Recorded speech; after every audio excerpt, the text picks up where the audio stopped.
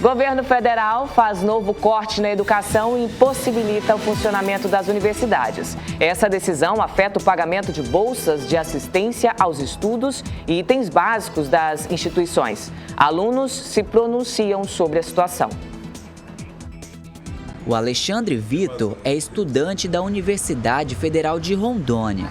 Para ele, o corte na educação afeta não só os alunos, mas todos que dependem desses investimentos do governo federal. As poucas instituições do país que produzem ciência são as universidades públicas, né? A maior parte da ciência, pelo menos, que a gente tem produzida no nosso país. Então, ter essas medidas de corte de verbas para essas instituições, a gente com certeza entende como não sendo uma prioridade do governo federal, né? Então, com certeza, falta incentivo. Alexandre reforça ainda que é preciso que todos entendam a importância que as universidades públicas têm no país. Dela sai a maior parte dos profissionais que a gente tem nesse país. Então, defender a universidade pública é um papel de qualquer pessoa que, enfim, queira que o país avance minimamente, né? Então, são as universidades públicas que garantem que a gente tenha menos desigualdades na nossa sociedade. Então, seria isso. Nilson Melo é estudante e coordenador geral do curso de psicologia da UNI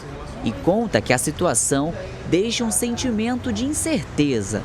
Porque, segundo ele, o país precisa de educação. Você vê assim, bilhões de reais sendo investidos secretamente em um processo óbvio de corrupção, enquanto o que a gente precisa de fato, que é a educação, que é a saúde, que é a estrutura, né?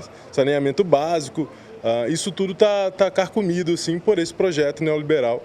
Além desse sentimento de incerteza, outra questão relatada pelo coordenador é que essa mobilização precisa ser uma luta de todos. Esse ataque à educação não é só a universidade federal, né, pública, também ao ensino de base, né? Então a gente teve cortes nos ensinos das infâncias. A educação como um todo tá fragilizada, está atacada nesse momento. A gente também quer fazer com que os seus filhos tenham o direito de estudar numa universidade pública de qualidade, gratuita e que invista em pesquisa e em extensão, né? E que devolva para a sociedade a possibilidade dela viver de uma forma harmônica, né? Qualificada.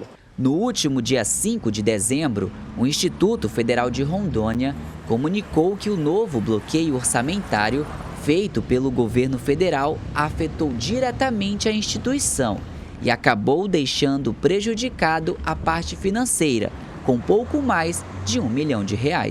Infelizmente, esse bloqueio acaba impactando as atividades essenciais aqui do campus, né?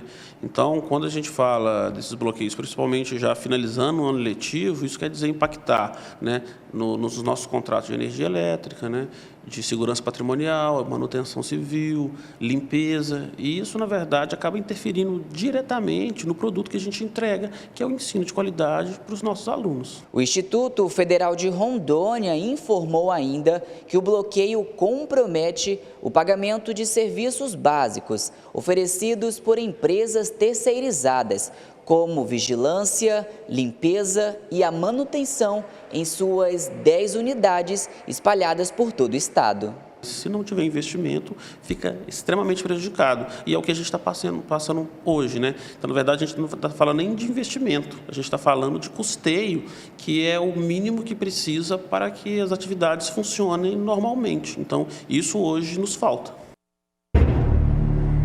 Olha, é grave. A realização dessa reportagem passou diretamente por mim e eu imediatamente fiz questão que a gente pautasse essa matéria, porque não é possível que a gente veja faltar dinheiro, especialmente para a educação.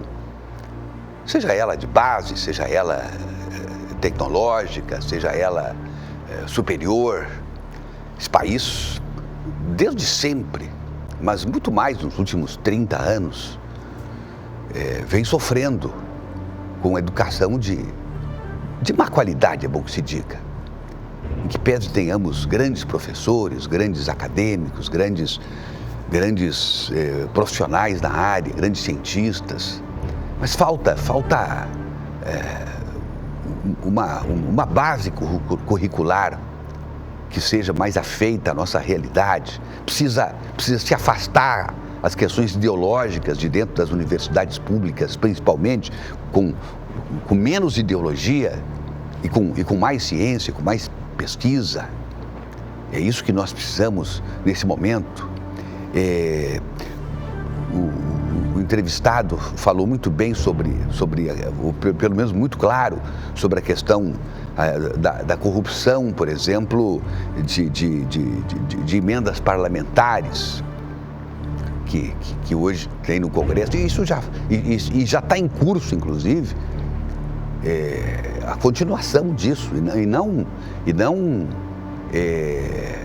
que isso não quer dizer que isso esteja ligado diretamente à corrupção, mas a emendas que ficam nas mãos única e exclusivamente de uma negociação entre governo e parlamentares, o que deixa algumas dúvidas nessa relação.